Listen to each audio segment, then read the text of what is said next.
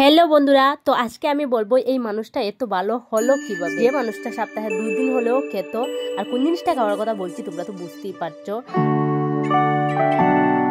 তো আজকে বড্ড সকাল সকাল ঘুম থেকে উঠে যাই, কারণ আমাদের ঘরে আজকে কীর্তন আসবে।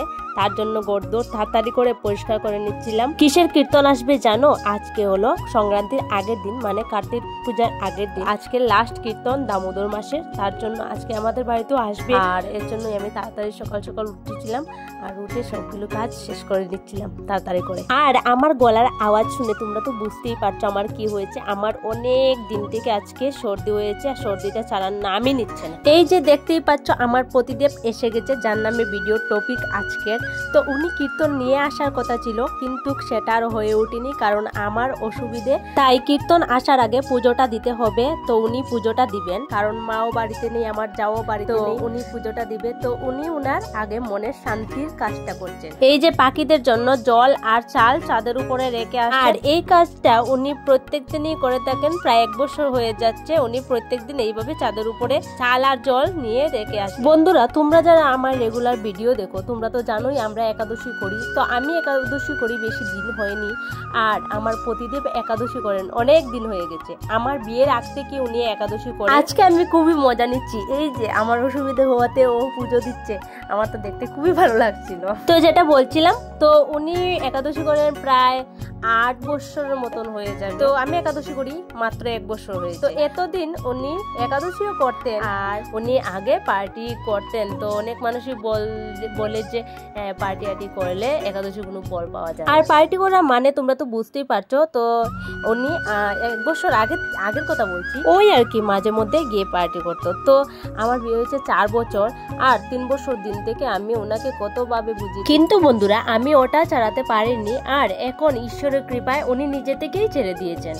বন্ধুরা, আমি স্নানে যাওয়ার আগেই উনি পূজা দেওয়া শুরু করেছিল, আর আমি স্নান করে এসে গেলাম। এই যে এখন দাঁড়িয়ে রয়েছি, দেখছিলাম উনি পূজা দিতেই আর কতই না সময় লাগাচ্ছে, কিন্তু আমি কিচ্ছু বলি। পূজাটা যে দিচ্ছে ওটাই হলো বড় কথা। তোমরা যারা পূজা দেও তোমরা তো জানোই পূজা দিতে কত সময় লাগে মেয়েদের, আর উনি তো ছেলে মানুষ, পূজা দিতে তো সময় লাগবেও। তো আমরা মা ছেলে এখানে দাঁড়িয়ে দাঁড়িয়ে দেখছিলাম, আর ওদিকে টিভি চালানো ছিল, তাই আমি গানের সুরে সুরে তাল মিলে। আমার গোপুসোনা এখানে দাঁড়িয়ে আছে, আর আমার প্রতিদেবের পূজা দেওয়া শেষ। এবার ওই যে পরিক্রমায় আসবে, তো ওটা বুজ্জিটা সাজাতে হচ্ছিল। তো আমি তো ধরবো না, তাই তোমাদের দাদাভাই সাজাচ্ছে। তো সাজানো শেষ, এখন একটা সাইড করে রাখা হচ্ছে। ওই যে ওদিকে নন্দনও গিয়ে ধরেছে, ওটা একটা সাইডে রেখে। ডিসেম্বর মাসের 4 তারিখ আসলেই আমার বাবার 3 বছর পূর্ণ হয়ে যাবে, আর ও এখন একটু একটু কথা বলতে শিখেছে। তো তোমরা শোনো।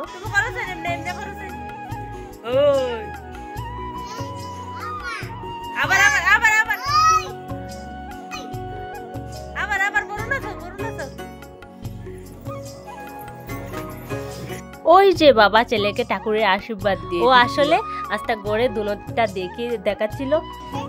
দেখি বরুণা সৌসেন একটু।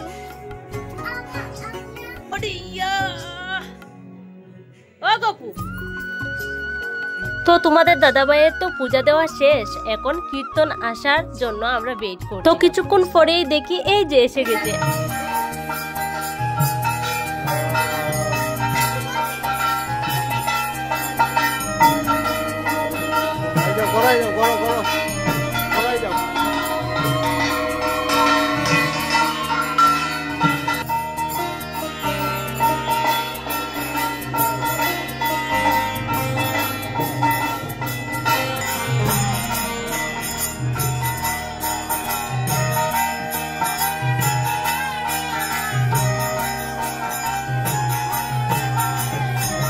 আর আমি ওদের কাছে তো যেতে পারবো না, তাই রান্নাঘর থেকে উঁকি মেরে মেরে দেখছিলাম।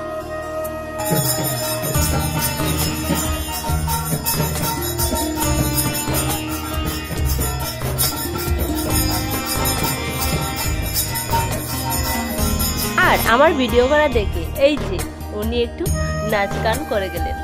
তারপর এই যে টাটা করে দিচ্ছি ওনাকে। তো আমি তাড়াতাড়ি করে একটু নিরামিষ চাউমিন বানিয়ে দিয়েছি, আর উনি ওটা খেয়েই উনিও তাড়াহুড়ো করে ডিউটিতে চলে যাচ্ছেন।